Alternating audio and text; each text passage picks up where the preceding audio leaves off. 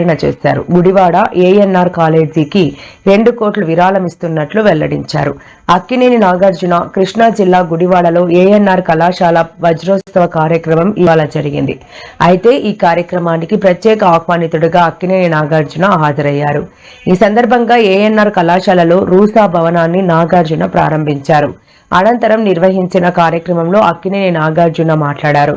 తన తండ్రి అక్కినేని నాగేశ్వరరావు చదువు లేకపోయినా వేలాది పేద విద్యార్థులకు బంగారు భవిష్యత్తు ఇచ్చేందుకు చాలా కృషి చేసినట్లు గుర్తు చేశారు. ఏఎన్ఆర్ ఫ్యామిలీ తరపున మేము ఈ ఏఎన్ఆర్ కాలేజీలో ఒక స్కాలర్షిప్ నాన్నగారి తరపున అమ్మ తరపున పెట్టాలని మేమందరం అనుకున్నాము.